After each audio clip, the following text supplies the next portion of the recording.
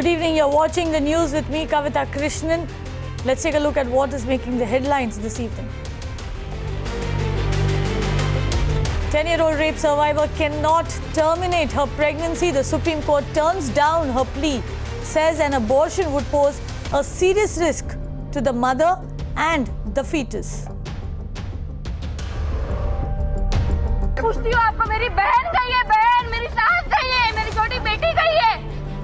हो क्या रहा है? तब हो रहा था, तब क्या कर रहे थे पुलिस लोग, सब लोग क्या कर रहे, मुंह देख रहे हैं सबका। आज एक फैमिली डिस्ट्रॉय नहीं हुई है, पूरी की पूरी बिल्डिंग गिर गई नीचे। हो क्या रहा है इंडिया में?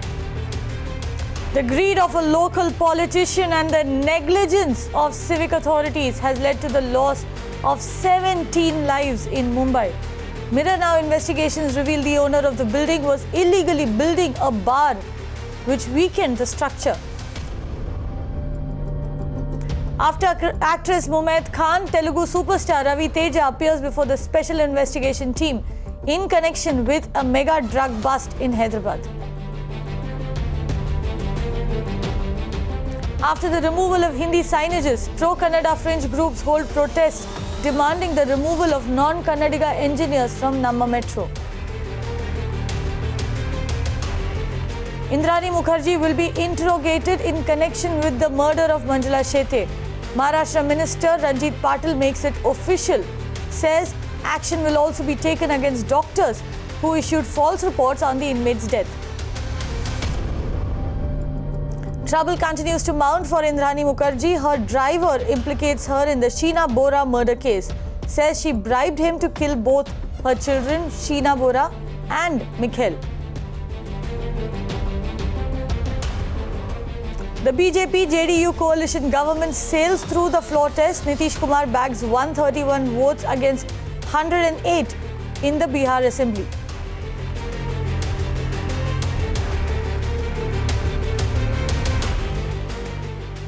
Straight up, 7 MNS workers have been detained in Mumbai for vandalizing a jewellery shop's signboard that was written in Gujarati. Boards of 2 stores in Mumbai have been vandalized, one in Mahim and the other one in Dadar.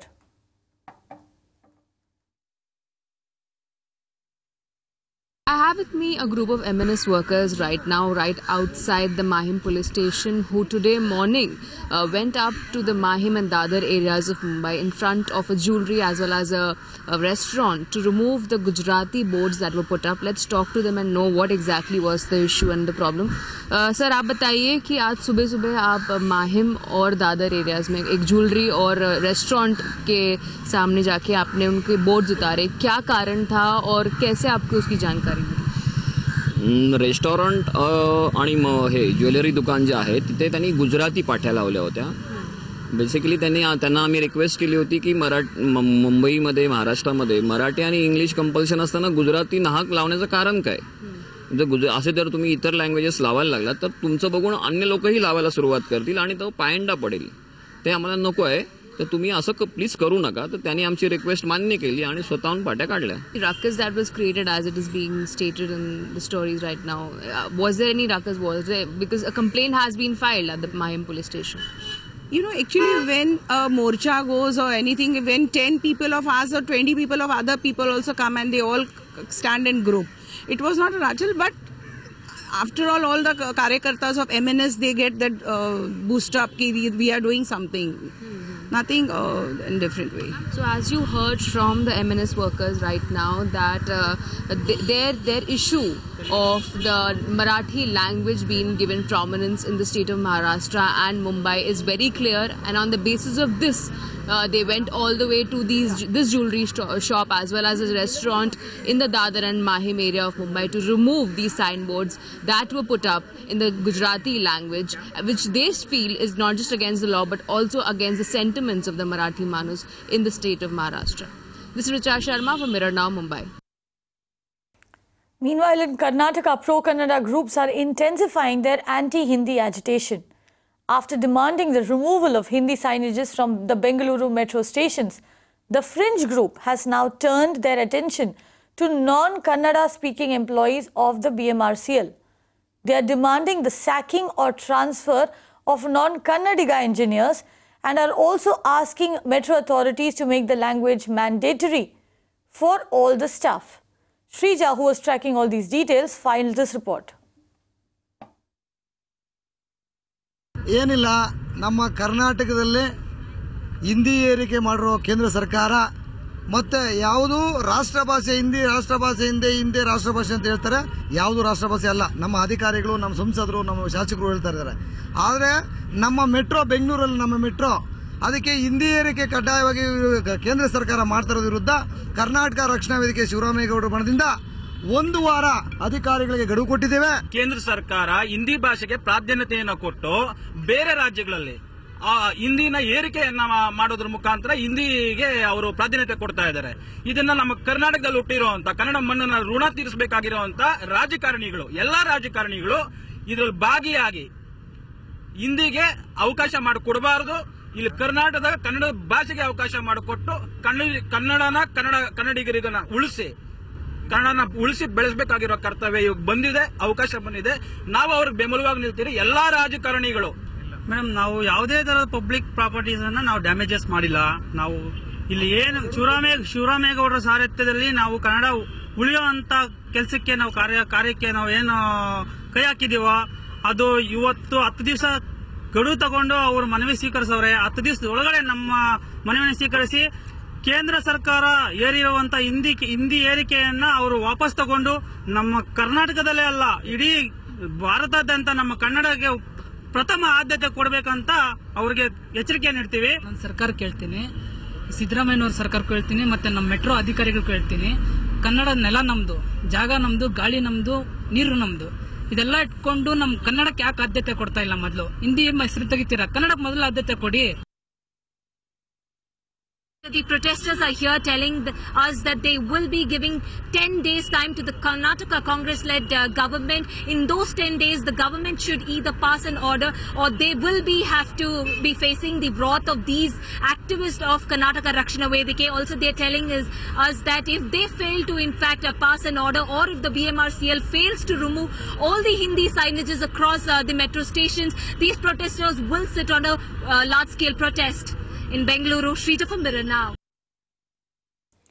In fact, pro-Kannada activists have also issued a 10-day ultimatum to the Karnataka government. They have threatened to intensify the agitation if the government fails to accept their demands. Here's what the BMRCL management and the ruling party had to say. ಈಗ ಈ ವಿಷಯ ಬಗ್ಗೆ ನಾನು ಹೇಳೋದಾದ್ರೆ, ಇವತ್ತು ಕರ್ನಾಟಕ ರಕ್ಷಣಾ ವೇದಿಕೆ ಅವರು ಬಂದು ಬಹಳ ಶಾಂತಿಯುತವಾಗಿ ಇಲ್ಲಿ ಒಂದು ಪ್ರತಿಭಟನೆ ಮಾಡಿದ್ದಾರೆ ಮತ್ತು ಬಹಳ ಒಂದು ಶಿಸ್ತಿನಿಂದ ಬಂದು ತಮ್ಮ ಅಭಿಪ್ರಾಯವನ್ನು ಅವರು ನಮಗೆ ತಿಳಿಸಿದ್ದಾರೆ. ಅವರು ವಿಶೇಷವಾಗಿ ನಮ್ಮ ಮೆಟ್ರೋ ಎಲ್ಲ ನೇಮ್ ಬೋರ್ಡ್ ಏನಿದೆ ಅದರಲ್ಲಿ ಹಿಂದಿ ಬೇಡ ಅಂತ ಅವರು ಮನವಿ ಮಾಡಿದ್ದಾರೆ. ಈ ಎಲ್ಲ ವಿಷಯಗಳನ್ನು ನಾವು ಸರ್ಕಾರಕ್ಕೆ ಗಮನಕ್ಕೆ ತಂದು ಇದರ ಬಗ್ಗೆ ಒಂದು ಅಂತಿಮ ತೀರ್ಮಾನಕ್ಕೆ ನಾವು ಬರ್ತೀವಿ.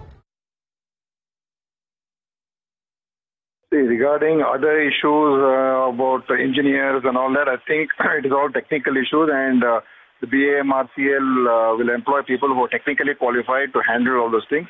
And I think in that aspect, there should not be any sort of pressure on that. But we have a policy here that even private companies and government also should in the lower categories take people from Karnataka, domicile of Karnataka. They can be speaking any language. Mother tongue can be Kannada, Hindi, Tamil, Telugu, whatever, but they should have been domiciles of the city of Karnataka, and they should be taken for the Group C and Group D. So anyway, but for engineers and technical things, we need people who are qualified, and that should be the only criteria more than anything else. But regarding the signboard and signage issue, there it is definitely our stand is that Kannada and English are more than enough. And even though Government of Karnataka had written earlier to Government of India that not to impose this, they had again written a letter saying that you should. So I think the Chief Minister is abreast of this matter now, because even the BMRCL also has written to the government to give a direction on this issue after the Kannada Development Authority visited the place. Now, the latest in the Ghatkopar collapse, we learned that on June 20, Sunil Shitap had applied for a cancellation of license of the nursing home. A month later, the BMC officials inspected the site and submitted a report saying that the nursing home was shut and no construction was going on. However, residents allege that the construction work was going on behind closed doors, hinting at a nexus between BMC officials and Sunil Shitap.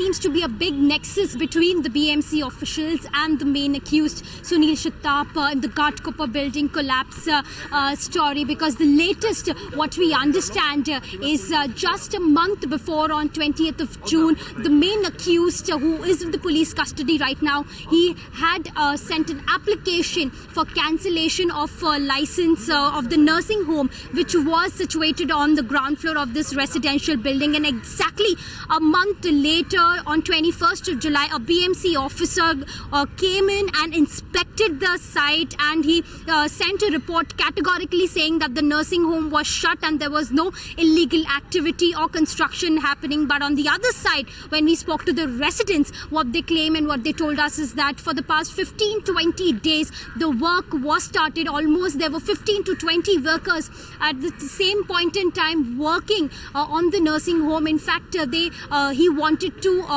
construct a beer bar on the ground floor of this residential society, which came crashing down right after 4 days of BMC's officers' visit. And the latest what we also understand is that BMC has already started demolishing the illegal structures of Sunil Shitap, the first one here located in Ghatkopar. And what we learn is that BMC going forward is going to demolish more such illegal structures of him. And lastly, the BMC additional commissioner of the eastern suburbs, Vijay Singhal, also came in visited the site today, and he also spoke to the residents here, recorded their statements, because the Chief Minister had asked and initiated a probe, and he is also the committee member. So he will submit a report to the Chief Minister based on all the statements and all the inquiry after 15 days.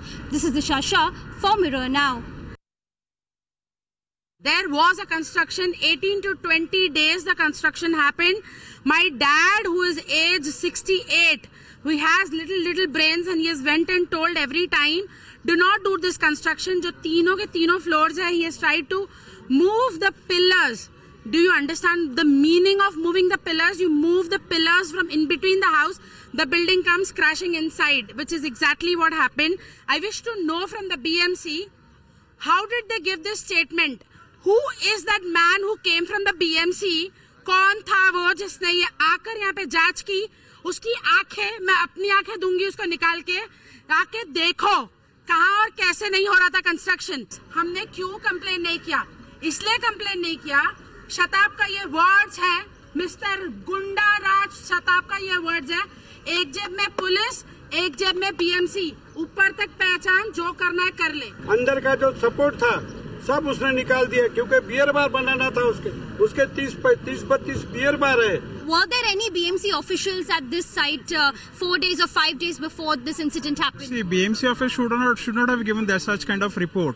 Before giving that report, they should have come to us and they should have made an inquiry through us also. 20 to 18 days ago, he started all this construction through such a speedily, like he bought all the walls down. He amalgamated all his 3 flats. It is illegal thing. Then why BMC is not bringing all this thing in his report actually? रोज इतना जोर शोर से आवाज आता था, मैं रोज जाती थी बोलने को, आदमी लोग को मेरा घर पूरा ऐसा ऐसा हलता था वाइब्रेशन से, और मैं जो डर में रहती थी वो डर में ही मेरे को भगवान ने उधर से निकाल दिया और मैं निकली और बच गई. आज मैं ओनली वन नहीं हूँ. पूछती हूँ आपको, मेरी बहन गई है, बहन मेरी सास गई है, मेरी छोटी बेटी गई है. हो रहा था तब क्या करे थे पुलिस लोग, सब लोग क्या करे, मुंह देख रहे हैं सबका. आज एक फैमिली डिस्ट्रॉय नहीं हुई है, पूरी की पूरी बिल्डिंग गिर गई नीचे. हो क्या रहा है इंडिया में? आज मेरे घर के मेरी माँ, मेरी वाइफ, मेरी 3 महीने की बच्ची, क्या कसूर था उसका? अब मेरे तीन का पैसा जमा करके इधर घर लिया था, ये सोच के नहीं कि इधर. अगर मेरे को ये पता था ना कि ये घर में अगर यहाँ पर ऐसा है तो मैं लेने भी नहीं देता। So clearly here the residents are saying that there was construction activity which was going on for the past 15 to 20 days, and BMC's inspection report clearly is not revealing the truth, and they were also being threatened by the accused Sunil Shitap, who is in police custody right now. This is the Shasha for Mirror Now. Meanwhile, the BMC has started demolishing all the illegal structures that belongs to Sunil Shitap.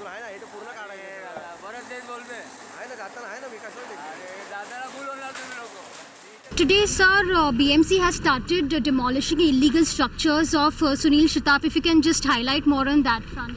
See, whatever illegal structure, obviously we have to take a drive for that also. So that is a part of like routine exercise. And how many structures, do you have a count of Sunil Shitap? Right now I am not having it, but my ward might be having it basically. We will take a stock of the situation, and whatever the illegal structure possibly, they have to be demolished.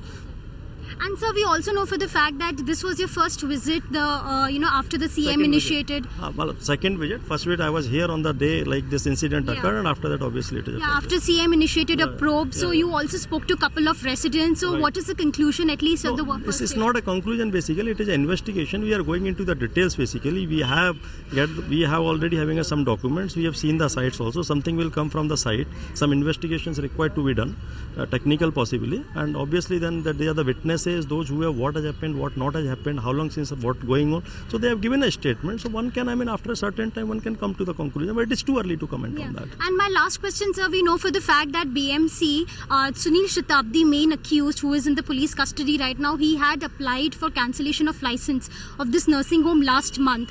And BMC official, exactly 21st July, they came and they visited the site here, and in their inspection report, they clearly stated that there was no illegal activity or construction going on, and the nursing home was shut. What do you have to say on that? Do you believe that there is a nexus here between the BMC and the accused? See, I have not seen that what report he has given it, but I came to know that someone has visited.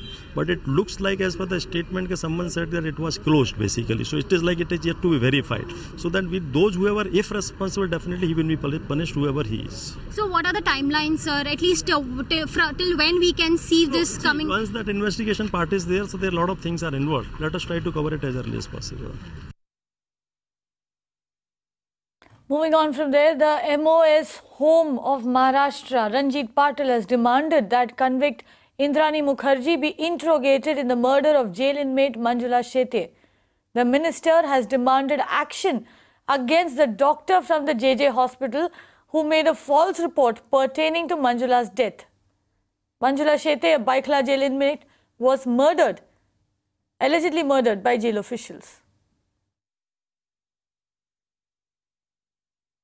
ज्या कॅज्युलिटीच्या किंवा इमर्जन्सीच्या डॉक्टरने शिक्षाबंदी असलेल्या मंजुळा शेटे यांच्या जखमांची पूर्ण चौकशी कोर्टासमोर ॲफिडेव्हिटद्वारे न दिल्याची गोष्ट लक्षात आली, पण प्रत्यक्षामध्ये ऑटोप्सी आणि पोस्टमॉर्टममध्ये तिच्या बाह्य अंगांवर खूप मोठ्या प्रमाणात मल्टिपल फ्रॅक्चर्स आणि जखमा होत्या या दिसल्या आहेत. तरी ही सत्य बातमी किंवा सत्य कथन कोर्टासमोर ज्या डॉक्टरने लपवलं त्या डॉक्टरांवर सस्पेन्शन आणि कारवाई व्हावी मी मागणी केली. सन्माननीय मंत्री रणजित पाटील यांनी तशा कारवाईचं आश्वासन सभागृहासमोर आम्हाला दिलं. सर्वात महत्त्वाचा मुद्दा म्हणजे या सदर दुर्घटनेमध्ये मंजुळा शेट्टी यांच्या झालेल्या हत्येमागे जबाबदार सर्व लोकांवर कारवाई होत असताना एक गोष्ट निदर्शनास आली, जी माननीय मंत्र्यांसमोर आणि सदनासमोर मी सांगितली की त्याच जेलमध्ये असलेले आरोपी इंद्राणी मुखर्जी यांना जेलमध्ये पेडिक्युअर, मॅनिक्युअर, मसाज, फेशियल अशा सगळ्या सुविधा या पुरवल्या जात आहेत. Let's also take a look at some news from across the nation. The Jaipur police have arrested a shooter who killed a 27-year-old engineer Amit Nair.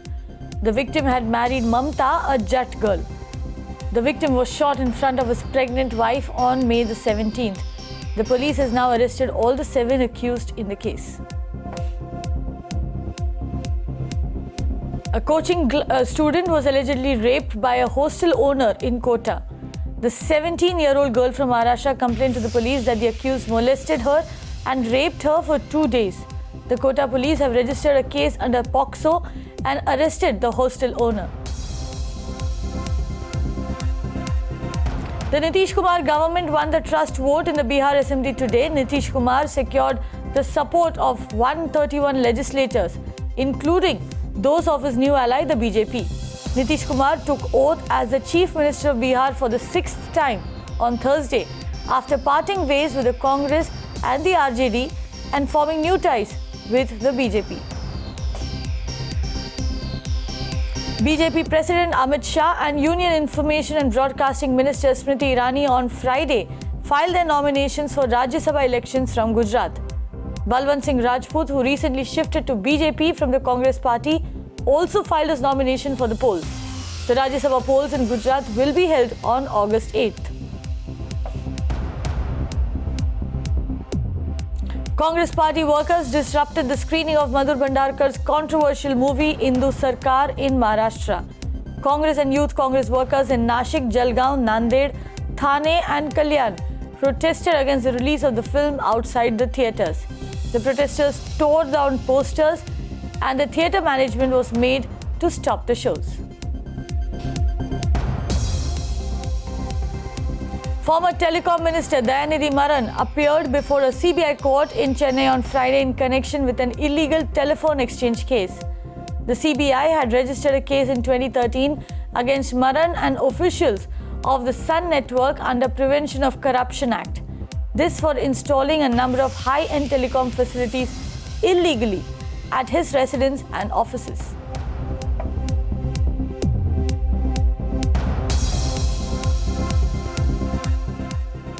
The 10-year-old girl who was raped by her uncle will not be allowed to have an abortion. The Supreme Court has rejected her abortion plea, saying the pregnancy was too far advanced and an abortion was not in the interest of the mother. The decision was based on the findings of a medical board constituted by the Postgraduate Institute of Medical Education and Research, or PGIMER, Chandigarh. Remember, the rape survivor is in the 34th week of pregnancy. And in order to prevent delays in similar cases in future, the Apex Court has directed the government to submit a proposal for setting up medical boards in all districts across the country. Meenakshi Bhanja, who's been covering that case, now joins me. Meenakshi, that is in many ways a verdict which could set the tone in future cases to come, right? Well, yes, indeed. And it is very significant in the backdrop of the question that Mirror Now has been debating since the start of this particular case. Since this particular case burst onto the public horizon, Mirror Now has been debating about how the process itself is so cumbersome and sometimes time-taking that the very essence of why abortion is required is lost, because not everybody has the wherewithal to knock on the doors of the Supreme Court. Neither did this particular 10-year-old, because she belongs to a very impoverished family. She was suffering the trauma of being raped by her own relative. And then the story was published in the Times of India newspaper, subsequent to which a lawyer took note and filed a plea in the Supreme Court. It was only subsequent to the filing of the plea that the Supreme Court jurisdiction was invoked. And then it was a panel of doctors which were constituted from the PGI Chandigarh upon the orders of the Apex Court. And upon examination and medical evaluation of the 10-year-old minor girl who was so advanced in her pregnancy that the doctors submitted a field report to the Supreme Court, that the top court of the country today also felt constrained in the best interest of the girl who was carrying the fetus and also the fetus itself.